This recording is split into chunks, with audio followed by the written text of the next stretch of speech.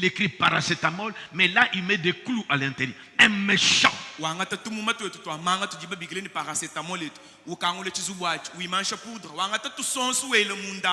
c'est déjà comme ça dans des pharmacies. Pour causer du mal à son prochain. Il va prendre ces gélules-là. Lui, à la fièvre, il va prendre le paracétamol.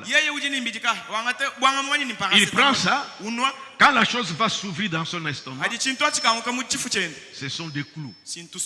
L'homme devient malheureux, on ne comprend pas. On opère, on trouve. Mais d'où viennent ces clous? Méchanceté de l'homme.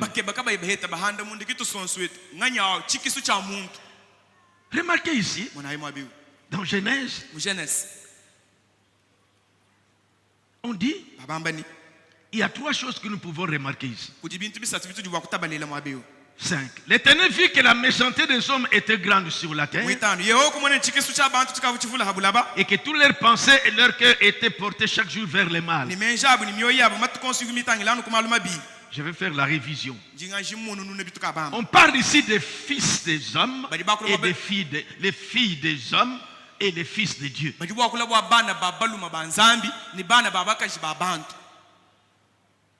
Cette union-là, les filles des hommes étaient très belles. Ça a attiré les fils de Dieu à faire des relations, l'impudicité avec ses filles.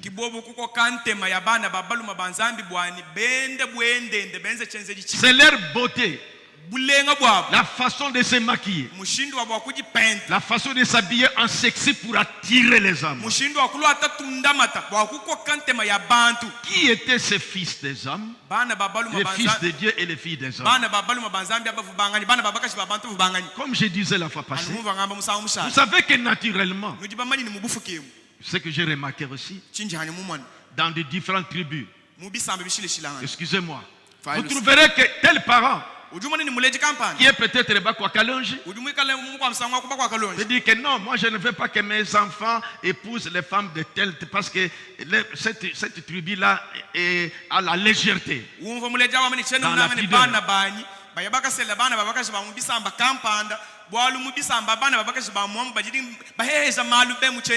Ou son fils dit que papa, je vais me marier. Et la fille est de quel côté? Il cite, il dit non.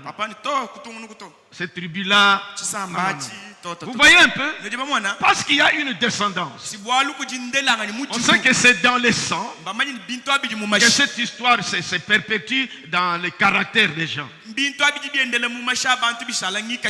Vous voyez? Et les parents veillent à ça. Mais il y a eu deux lignées qui s'est orientées dans le monde. Les fils de Dieu, ils sont allés vers les filles des hommes. Les filles des hommes étaient très belles. Qui étaient ces fils de Dieu? Qui étaient ces filles des hommes? Maintenant, remarquez dans la Bible, comme j'ai dit que nous voulons d'abord revenir faire la révision. Dans Genèse chapitre 6, plutôt chapitre 5, au chapitre 4, remarquez ici, depuis le verset 17. Genèse 4, 17.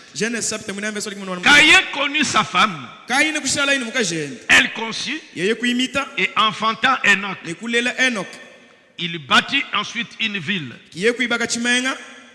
et donna le nom de son fils Enoch. 18-19, vous voyez qu'on montre la succession de la lignée de Caïn.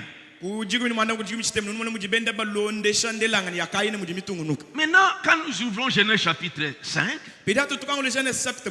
depuis le verset 1er, on dit voici le livre de la postérité d'Adam. Donc, Caïn, on lui met à part avec sa descendance. Adam avec sa descendance à part. Mais pourtant, on pensait que Caïn c'est le fils d'Adam. Pourquoi on met Caïn à part avec sa lignée et Adam avec sa lignée? Qui étaient ces fils de Dieu qui sont allés vers les filles des hommes? Qui étaient les filles des hommes? De quelle lignée venaient-elles? Et les filles venaient de quelle lignée? Parce que leur croisement a provoqué la colère de Dieu. Et Dieu a châtié le monde par les déluges. Et les gens étaient noyés. C'est qu'il y a quelque chose qui était très mal. D'où est venu cela? La beauté de la femme. Mais suivez bien pour que sœurs vous compreniez. Remarquez ici dans Genèse chapitre 5. Voici le livre de la postérité d'Adam. Lorsque Dieu créa l'homme, il fit à la ressemblance de Dieu. Écoutez verset 3. Adam, âgé de 130 ans, engendra un fils à sa ressemblance. Et selon son image, il donna le nom de Seth. Pourquoi la Bible a insisté? À sa ressemblance. Et selon son image. C'est qu'il y a quelque chose ici. Nous connaissions tous que Adam, quand ils étaient avec ils ont croisé avec Ève, ils ont connu, ils ont mis au monde Caïn, et puis Abel et Caïn a tué Abel, et alors maintenant on a eu un autre enfant, Seth. Adam, mushala ni Eva, bakalela Caïn ni Abel. Caïn ne kushebe Abel. Kibobu kulela bakwa bubana, mubobana tujibamanya Seth. Mais pourquoi on ne met pas Caïn dans la lignée d'Adam? Caïn avec sa lignée à part.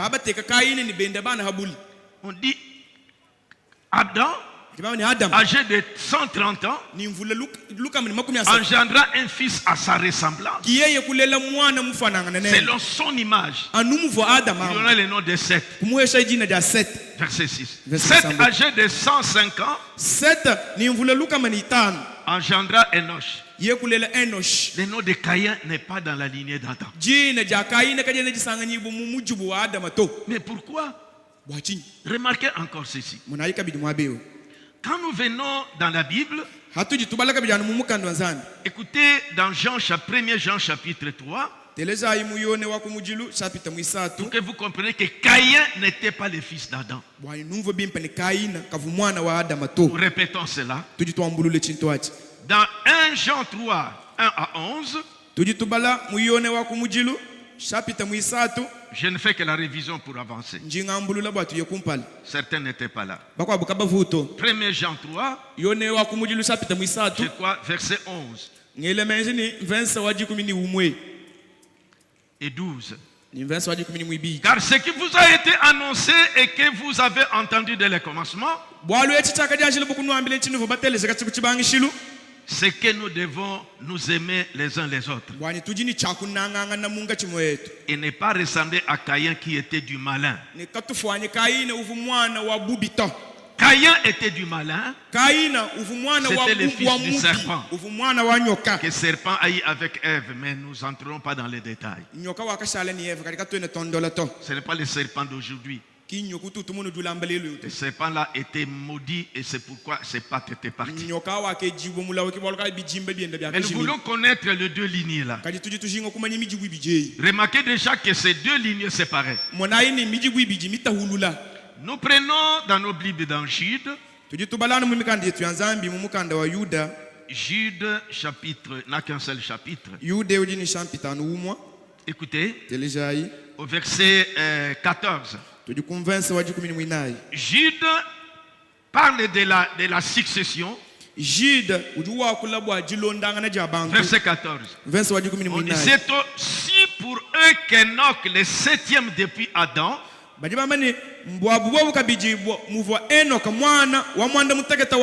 a prophétisé en ces termes. Il dit que Enoch était 7e depuis Adam. Quand nous revenons dans Genèse chapitre 5,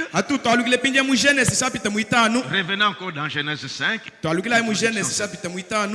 Genèse 5, depuis le verset 1er, la postérité d'Adam. Nous comptons, parce que Jude dit que Enoch était le 7e depuis Adam.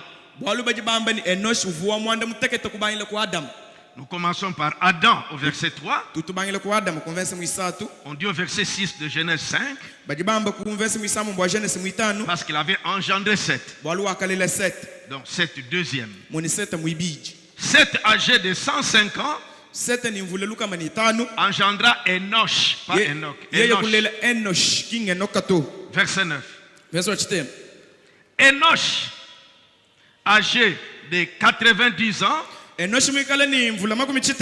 engendra Kenan, troisième. 12. Kenan, âgé de 70 ans, engendra Malalel, quatrième. Malalel, verset 15, âgé de 75 ans, engendra Jéred, cinquième. Non, j'ai mal compté. Adam d'abord, au verset 3, 7 au verset 6, Kenan au verset 9, Kenan engendra Malalel au verset 12, Malalel engendra Jéred. Comment je compte ça? Revenons. Adam, donc verset 3, c'est Adam. 1. Engendra 7. Deuxième. 6. 7. Engendra Enoch. Notez, c'est troisième, n'est-ce pas? Nous venons 9. Enoch engendra Kenan. Voilà. Et Kenan, au verset 12, engendra Malalel. C'est cinquième. Hein? Malalel engendra Jéred. Jéred, verset 18, engendra Enoch. Mais Caïn, si on ajoute Caïn ici, c'est que Enoch sera sixième.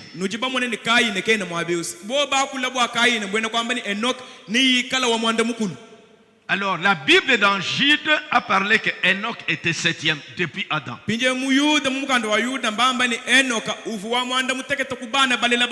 que Adam n'est pas dans la lignée, Caïn n'est pas dans la lignée d'Adam.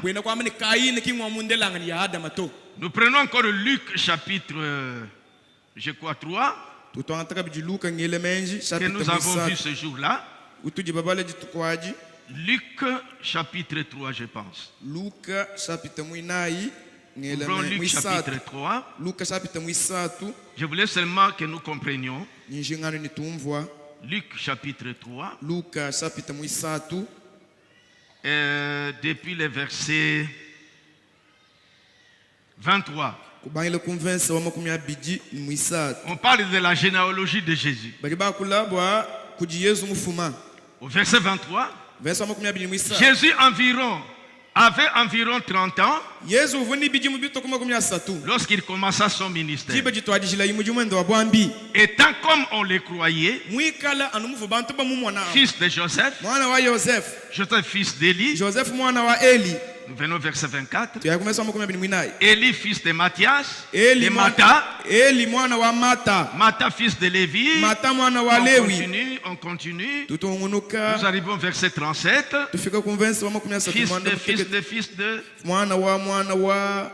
Fils de Matushala. Matushala fils d'Enoch. Et Enoch fils de Jared. Ainsi de suite. 38. Enoch fils de Seth. 7 fils d'Adam. Adam fils de Dieu. Caïn n'est pas dans cette ligne. C'est pourquoi quand nous revenons en Genèse chapitre 6, qui étaient ces filles des hommes? Et qui étaient ces fils de Dieu? Vous voyez déjà dans Luc ici, Adam fils de Dieu. C'est que la descendance d'Adam, c'est ça le fils de Dieu. Et la descendance de Caïn, c'est ça les fils des hommes. Les filles des hommes. C'est là que les fils de qui devaient garder leur lignée. Maintenant, je vais entamer les prophètes. S'il n'y avait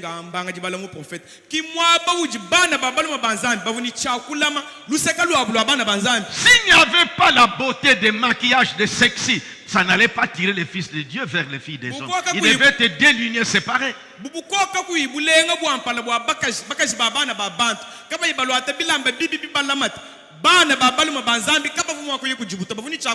C'est comme les parents là-bas. Ils tiennent.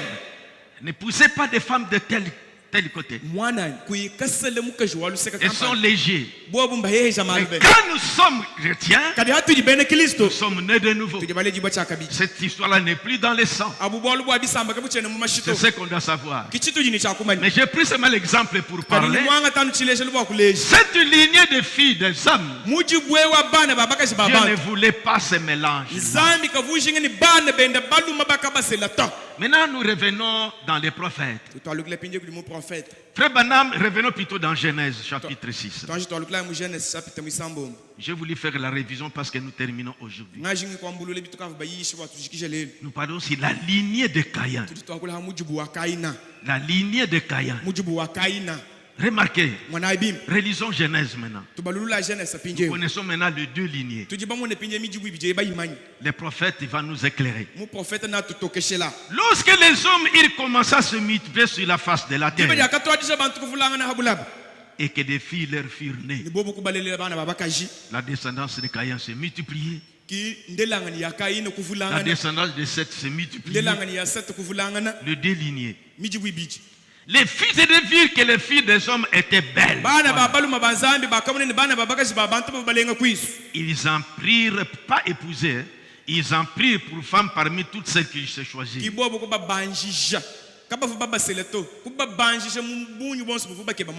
Comme ça c'est fait aujourd'hui. Parce que Jésus l'a dit. Ce qui arriva du temps de Noé arrivera de même. Des grossesses des enfants aujourd'hui, pamba pamba. Ils se prennent. Peut-être dimanche ici, les deux, quand on a trompé les parents, mais elles sont allées se faire ce plaisir-là.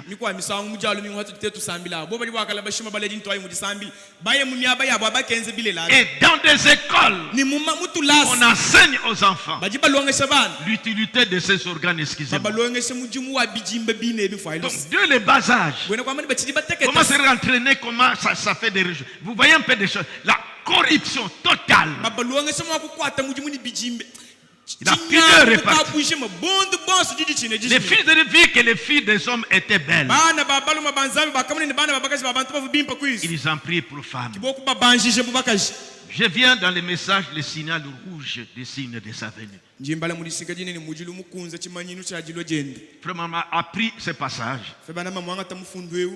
On dit, verset 4. Les géants étaient sur la terre en ce temps-là. Lorsque les fils de Dieu furent venus vers les filles des hommes et que leur eut donné des enfants. Ce sont ces heureux qui furent famés dans l'Antiquité. Est-ce que jeune fille et jeunes garçons, papa et maman, vous savez que dans la loi, un enfant né hors de mariage ne peut pas entrer dans l'assemblée des justes. Dans l'Ancien Testament, on n'entrait pas. Un enfant qui est ici en dehors du mariage, pas question d'entrer. Quand on vient devant Dieu, ces enfants-là devaient être écartés.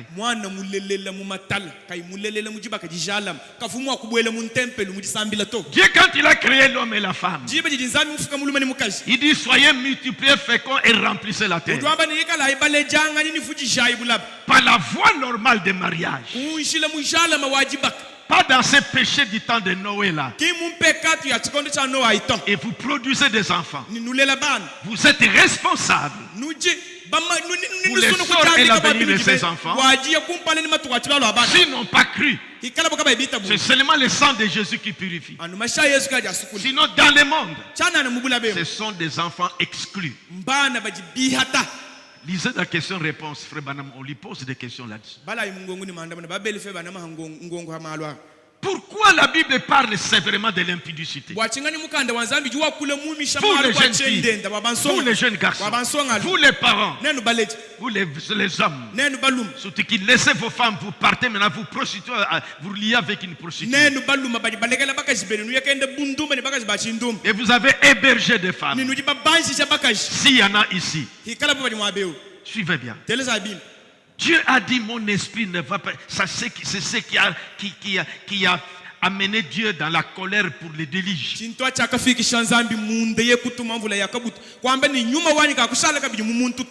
Le signal rouge du 23 juin 63.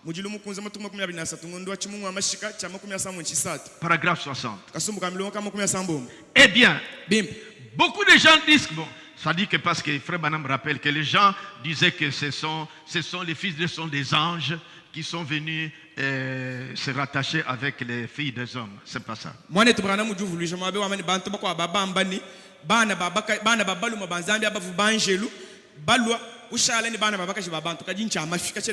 Il dit beaucoup de gens disent qu'ici il s'agit des anges déchus et ainsi de suite.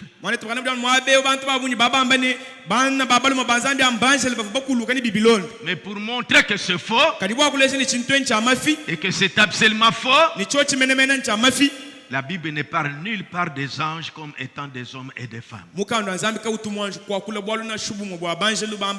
Je pense que vendredi nous en avions parlé. Prenons maintenant conflit entre Dieu et Satan.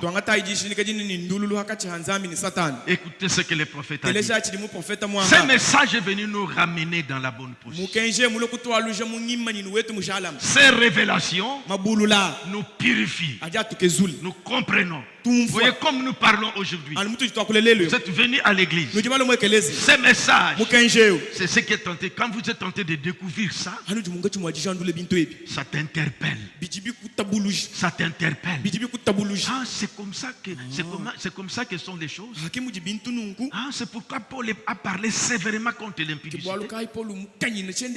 Il fuyait l'impudicité. Tout autre péché s'en dehors du corps, mais quelqu'un fait ça, pêche contre son propre corps.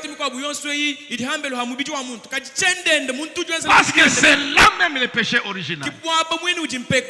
Ève a abandonné son mari que Dieu lui a donné. Il est allé auprès de l'autre et c'est là que Dieu frappe.